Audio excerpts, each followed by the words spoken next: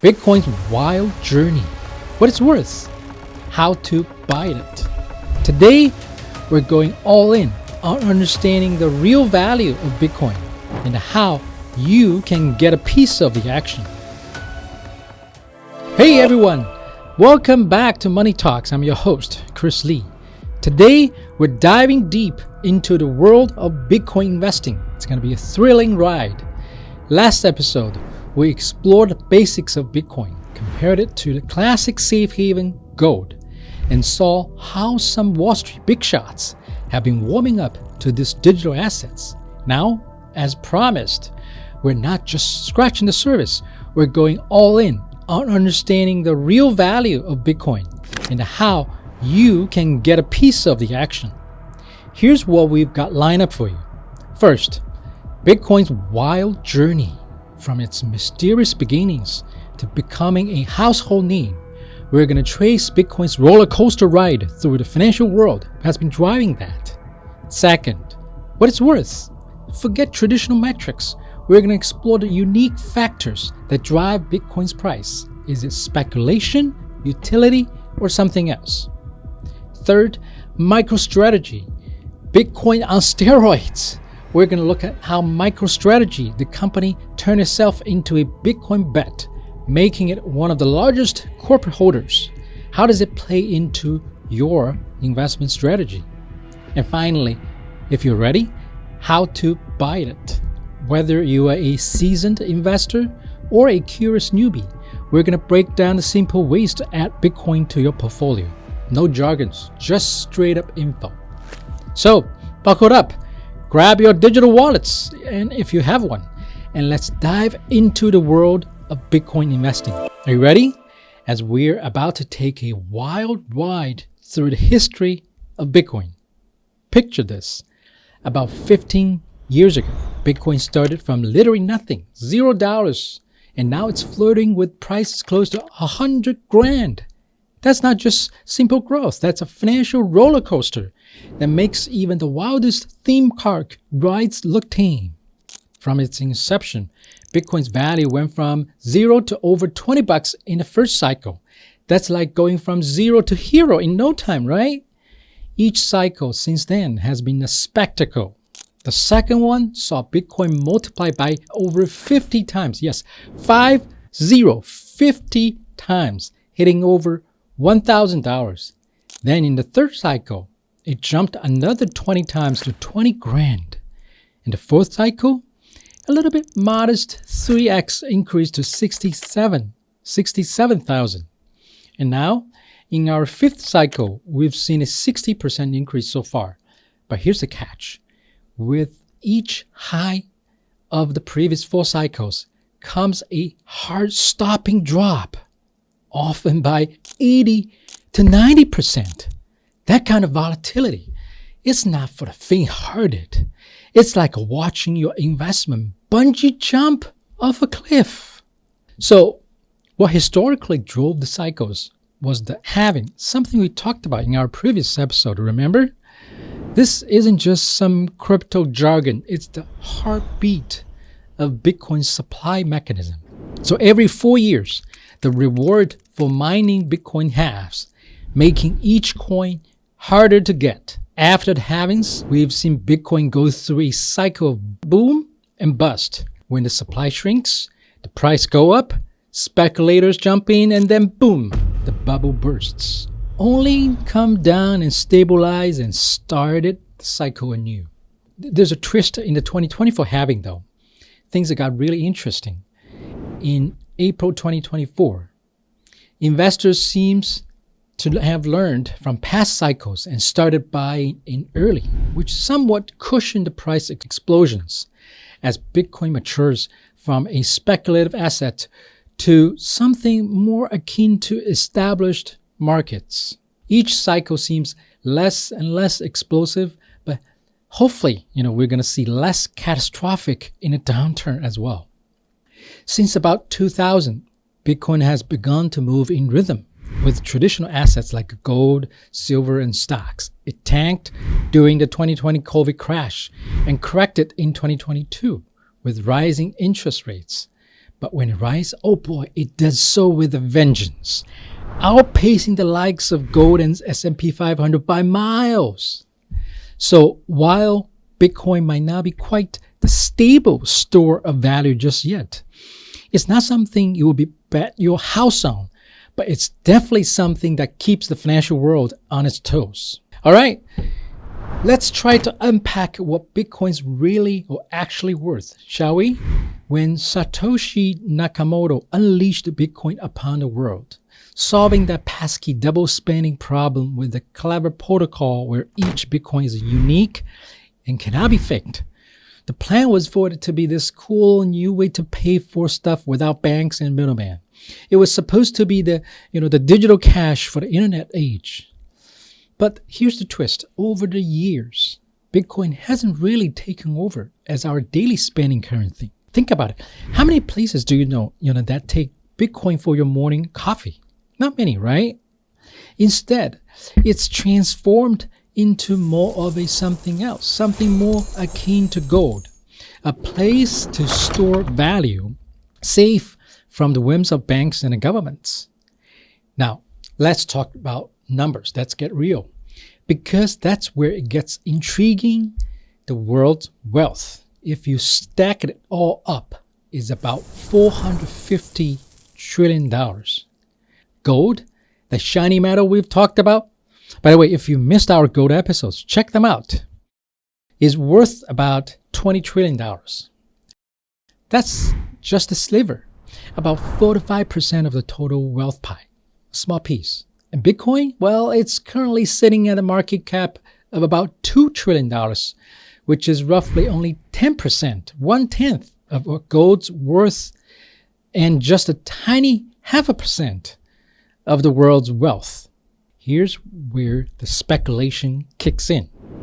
If Bitcoin could somehow capture half of gold's global wealth share, each Bitcoin would be worth $500,000. Now, it could drop to just 5% of gold's value share, and the price would be cutting half to 50 grand. But imagine if Bitcoin went even further, challenging gold head-on for that status as the ultimate store of value. Could it reach 75% or even match 1-for-1, match gold's market cap? That's a big question, isn't it?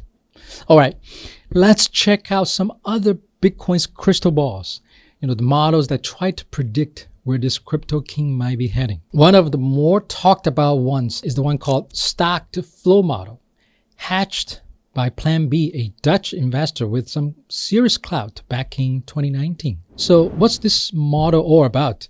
It's about the stock to flow ratio. Imagine you've got your stash of gold or silver. That's your stock. And now think about how much new gold or silver gets mined each year. That's your flow.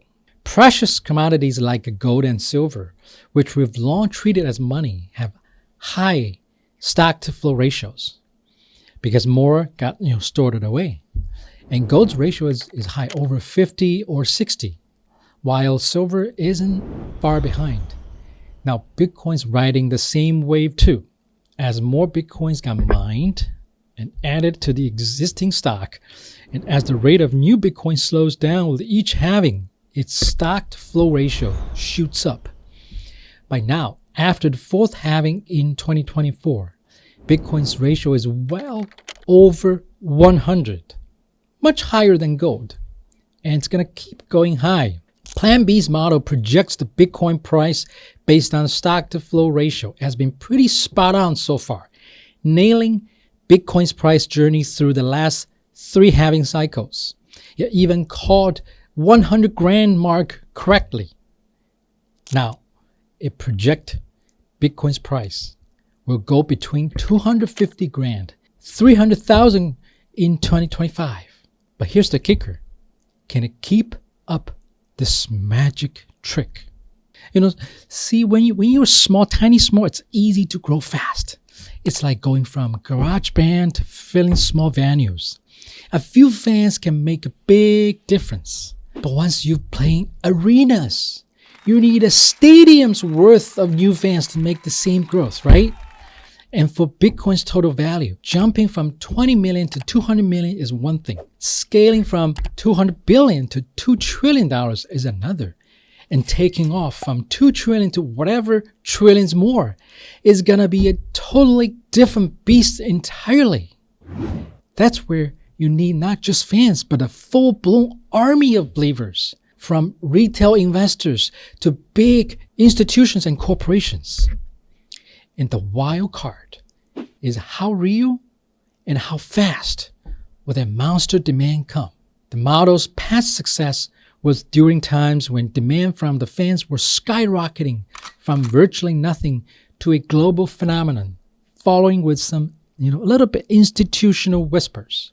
If that demand growth slows down, even if it follows the same pattern, Bitcoin's price might not hit those lofty projections as quickly or as high as Plan B suggests. So while the stock-to-flow model has been a good guide so far, the future is a bit like trying to predict the next big hit song. It's all about how much the audience wants to dance. Bitcoin's value isn't just about what it can do now, but what people believe it could become. It's about trust in its scarcity, safety, and the robustness of its network, and whether more of the world's $450 trillion wealth will decide to hitch their fortunes to this digital asset.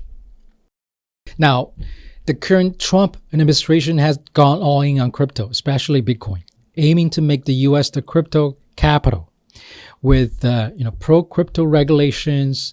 They also signed orders to boost crypto, like exploring a digital asset reserve and banning central bank digital currencies, and picked pro-crypto people for key roles, like Paul Atkins for the SEC and David Sachs as a crypto and AI czar. After years of regulatory pushback, this shift has the crypto world really excited. So it's likely it's going to attract, some big institutional investors. So what do you think? Will Bitcoin keep dancing to this tune? Or are we due for a new beat? All right, let's switch gear and chat about Bitcoin's possible Achilles heels. What could potentially trip it up in the future? First off, Bitcoin's a big risk if folks start tuning out. Imagine if fewer people are using Bitcoin to stash, send, or check your wealth. The network effect, which makes Bitcoin super secure and valuable, could start to fray. Without a vibrant community, Bitcoin might look less shiny. Speaking of which, there are these up-and-comers using different methods to validate transaction, like proof of stake, you may heard of, which is way less energy intensive. If one of these alternatives starts to gaining ground, Bitcoin might find itself in a tougher spot. Although so far, none of these have really stolen the show yet. Then there's this tech monster under the bed, quantum computing. If this becomes a mainstream before Bitcoin gets quantum-proof armor, we might have a security crisis on our hands. And let's not forget the halving events. They've been like a rocket fuel for Bitcoin's price in the past. But what if that starts to fizzle? If Bitcoin doesn't keep up its growing post-halving, we might see those price jumps becomes more like a gentle nudges. And the next few years is going to be a litmus test for Bitcoin. Is it going to keep climbing, or are we in for a bumpy ride down? All right, we cannot talk Bitcoin without dropping the name Michael Saylor, the visionary CEO of MicroStrategy, ticker MSTR. Since 2020, this enterprise software company has gone all in Bitcoin, becoming the first major U.S. public company to load up its balance sheet with crypto, which becomes a leverage equity play on Bitcoin. Saylor's been around the block. He's been at the helm of MicroStrategy since '89. This guy has a history of calling shots that seem wild at first, but end up being genius. Remember when he was scooping up single-word domain names in the 90s? Or how about this book, The Mobile Wave, Predicting Tech Future? Now seeing the writing on the wall with low interest rates and inflation fears, Saylor flipped from skeptic to full-on Bitcoin advocate. He's super clear that Bitcoin is the go-to asset in the crypto space if you're looking for a long-term store of value. Here's how he played it. Cash and debt. He used MicroStrategy's cash to buy Bitcoin and even took on debt to grab more. Issuing stocks, MSTR often trades at a premium to its Bitcoin holdings, allowing it to issue stock and buy more Bitcoin during high demand. Now, here where it gets really interesting. This really basically turns MicroStrategy MSTR into a turbocharged bet on Bitcoin price. When Bitcoin price goes up, MSTR stock tends to skyrocket even more. Obviously, but if Bitcoin dips, MSTR can take an even bigger hit. It's like a Bitcoin on steroids from price standpoint. But here's the catch. MSTR stock now is trading at a huge premium, something like 80 to 90 above its net asset value, the net value of their Bitcoin minus all their debt. That premium is kind of risky because it's banking on Bitcoin continuing to go up fast. If Bitcoin stalls, meaning not go as fast as before, or drops, that premium could vanish, which is going to tank the stock price. So for anyone new to this, MSTR is for sure not buying right now, but it's definitely worth keeping on your radar, especially if you are into Bitcoin's long-term potential. Just tread carefully and keep an eye on that premium. This is a big piece of the puzzle. So bottom line, Bitcoin is still the wild west of investments, although may not be as speculative as heck before. With more people jumping on board, especially the big institution, and they starting to see it as a new gold. The potential is here. But just remember, keep your investment size in check with your know-how, with your confidence in Bitcoin, and your financial situation. A small piece of a portfolio in Bitcoin is not going to keep you up at night, even if it gets cut in half. But man, if it takes off, you could be looking at some pretty sweet gains. So are you ready to ride this roller coaster? Or are you still sticking to the merry-go-round? If you are feeling adventurous, let's dive into how you can invest in Bitcoin. First off, choosing where and how to buy Bitcoin can feel like picking your seat on a flight, right? Everyone has their own preference. Here's what you gotta think about. First, are you a trader or saver? Are you in for the long haul, waiting to hold Bitcoin like a treasure? Or are you more of a buy low, sell high kind of investor? And the second is custody. Do you want to be your own bank, managing your private keys with a hardware wallet or multi-signature setup? It's a little bit of a learning curve, but like having your own Fort Knox. Or you prefer someone else to take care of everything and babysit your Bitcoin, keeping things easy, but with the risk of those people holding the key. Now, the easiest way these days is through ETFs. Bitcoin ETF were off the table until 2024 when the SEC finally said yes to spot Bitcoin ETFs. They hold real Bitcoins, making it a breeze for traditional investors to dip their toes in. Since then, Bitcoins has been more accessible thanks to those ETFs. There are 11 of them now, with Fidelity's ETF standing out due to their solid reputation for security and asset management. It's great if you want to diversify your portfolio, especially in your IRA, retirement account. But if you are all about owning Bitcoin outright, they may not be your first choice. That comes to the direct buying. And for direct buying, you need to hit up those major exchanges. They are your go-to. You can keep your Bitcoins there if you're just getting started or learning the ropes. But as you gain confidence and feel more comfortable, you may want to move it to something like a hardware wallet for the extra layer of security. But just a heads up though, you have to watch out for platforms like PayPal or Robinhood where they don't allow or make it way harder to take your Bitcoins out. So in a nutshell, 3 things. 1, buy a spot Bitcoin ETF if you want that straightforward, hands-off approach. 2, if you want to own Bitcoin yourself, directly buy Bitcoin through a crypto exchange for flexibility. But if you're saving rather than trading, platforms like Swan are great for dollar cost averaging. And 3, when you're ready, consider self-custody with something like a hardware wallet for that peace of mind. All right, folks, that's a wrap for today. Thanks for joining us and hope you enjoy the ride. If you're loving what we're bringing to the table, loving what you see, don't forget to hit that subscribe button. Give us a like and share the vibe with your friends.